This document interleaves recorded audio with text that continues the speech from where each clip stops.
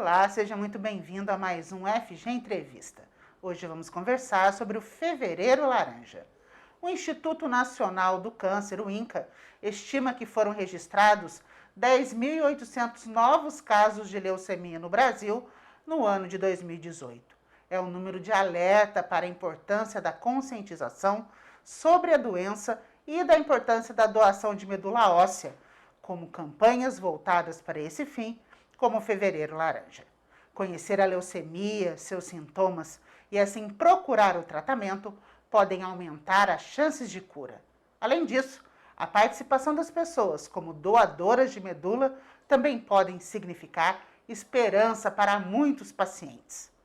O jovem Vinícius da Silva Lima, morador da cidade de Guaratinguetá, tinha 18 anos quando recebeu o diagnóstico de leucemia. Apesar do tratamento e da possibilidade de transplante, ele não resistiu à doença e faleceu em 28 de novembro de 2018. Ele tinha 19 anos. Seu pai, Marcelo Lima, conta essa história. Olá, eu sou Marcelo Lima, pai do Vinícius, e ele tinha um sonho de ser policial. Em 2017 fez o processo seletivo da PM, passou pelas 7 etapas. Na véspera de assumir, nós recebemos o diagnóstico de leucemia mieloide aguda. Imediatamente ele foi encaminhado para a UTI e logo se iniciaram as quimioterapias. Por conta da baixa imunidade, ao mínimo sinal de infecção, era necessário a urgência na internação. Durante um ano, passamos mais dentro de um quarto de hospital do que em nossa casa. Ainda que raríssimo encontrar um doador, descobrimos que sua irmã era 100% compatível com ele. Próximo à data do transplante, o Vinícius teve uma crise e foi para a UTI. O quadro dele evoluiu para uma sepse. Depois de 12 dias, vivendo e respirando através de aparelhos, ele reagiu e voltou para nós. Aí nós fomos para Jaú para fazer o transplante.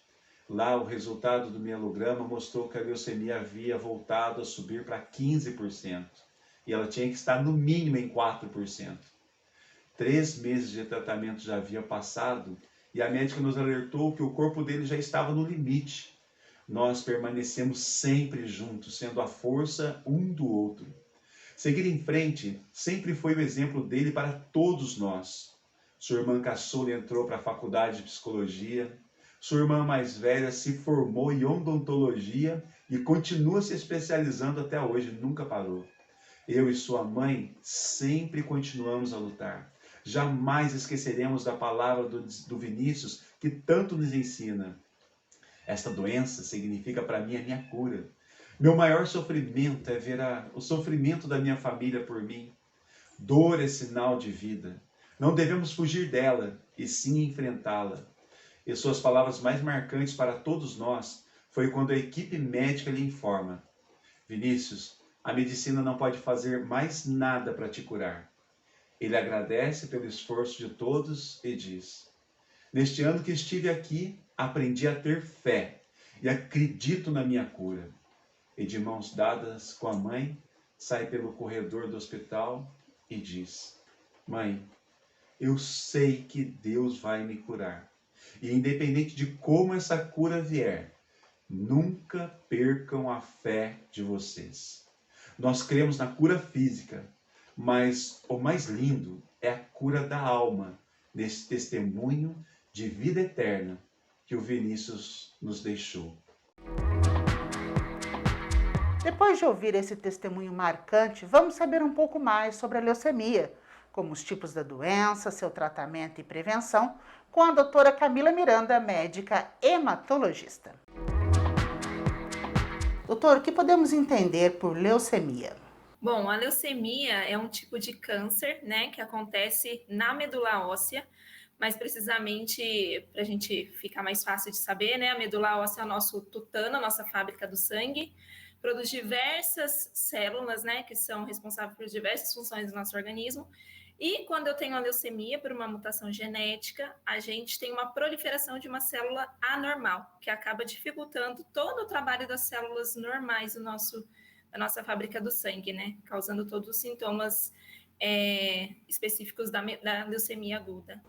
E quais são os tipos de leucemia, doutor? Qual é o mais comum? Certo.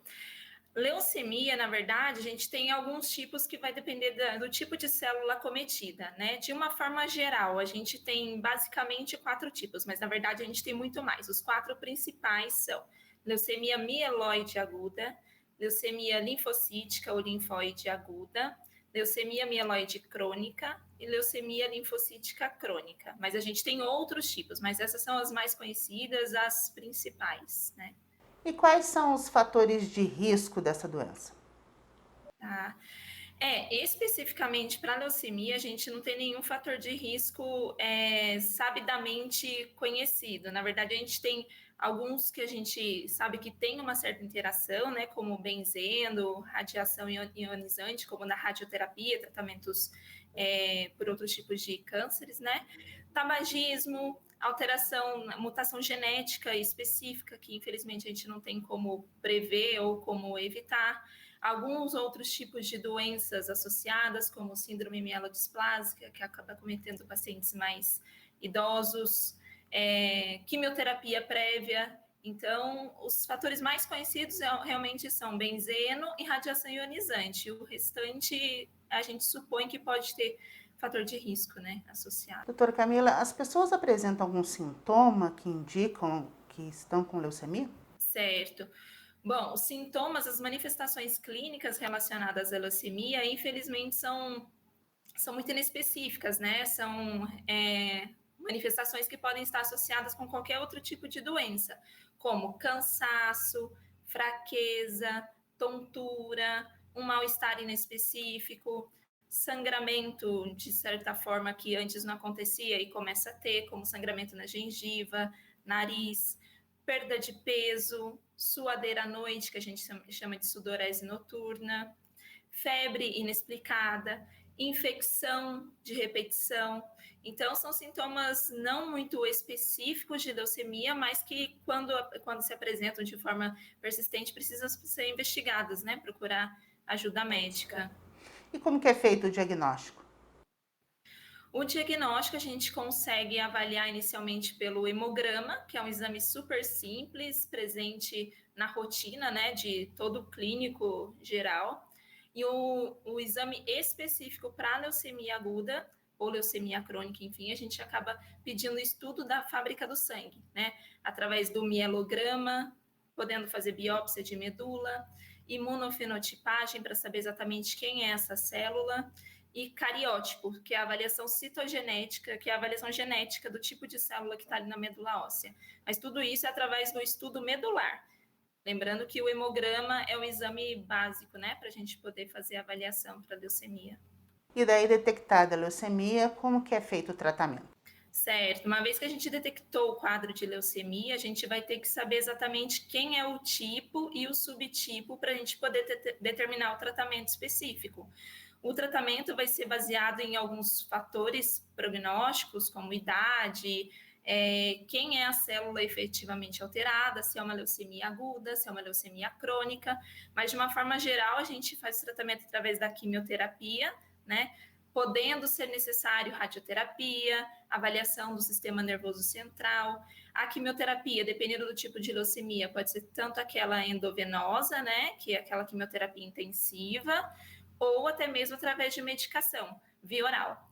Que vai depender efetivamente de qual tipo de leucemia que a gente está falando. E a doação de medula óssea, em que parte entra no tratamento? Então, a doação de medula óssea, na verdade, vai depender de quem é esse paciente, a idade do paciente, qual a resposta que ele teve, qual a resposta que eu espero. Então, por exemplo, tem leucemia crônica hoje, por exemplo, a leucemia mieloide crônica, que a gente vai usar medicação via oral e esse paciente vai ficar muito bem por muitos anos, né? A gente só vai pensar, por exemplo, num transplante de medula óssea naquele paciente que efetivamente não tem uma resposta. Agora, na leucemia aguda, se for um paciente jovem, que a gente conseguiu uma certa resposta para ele e de repente ele acabou perdendo essa resposta, pode acabar sendo indicado também um transplante de medula. Ou a depender do fator prognóstico dele, das avaliações da fábrica do sangue, das células, a gente já pode indicar um transplante para ele logo no início do tratamento, na avaliação inicial. Então, vai depender efetivamente do tipo de leucemia. Então é muito importante a doação de medula óssea, né? As pessoas se disporem a doar. Sim, é extremamente importante, até porque todo doador de medula está cadastrado num banco, né, de cadastro de medula, mundial, inclusive, que hoje em dia, até pela tecnologia, a gente consegue fazer essa interação. Então, se não ajudar alguém aqui por perto, com certeza pode acabar ajudando alguém de fora, de muito longe, inclusive, né? Então, é extremamente importante. Existem critérios para ser doador de medula, né? Aí é sempre importante procurar o banco mais próximo da sua cidade. Aqui no Vale, aqui na região, é o Hemocentro de Taubaté, então, que faz o cadastro, né, desses possíveis doadores. Nós estamos vivendo, doutora, a época do Fevereiro Laranja, que é o mês de conscientização da leucemia. Por que é tão importante ações como essa? Na verdade, acho que educação é tudo, né? Então, a gente só consegue lutar contra aquilo que a gente conhece. Então, para tudo é importante a gente exatamente ter o conhecimento para poder conseguir adiante, lutar contra isso, passar informação para os colegas, para os vizinhos, porque apesar de ser uma doença rara, a leucemia, a gente sabe que existe, né? E uma vez tendo o diagnóstico, a gente não pode ter medo. A gente sabe que é uma luta, é difícil, mas que existe a possibilidade de cura, né? Se adequadamente feito o diagnóstico e iniciado o tratamento precocemente. Doutora Camila, muito obrigada pela sua participação no FG Entrevista. Imagina, obrigada a vocês pela oportunidade. Espero que você tenha gostado da nossa conversa e aprendido sobre a importância de se conhecer sobre a leucemia e de doar medula óssea. Até mais!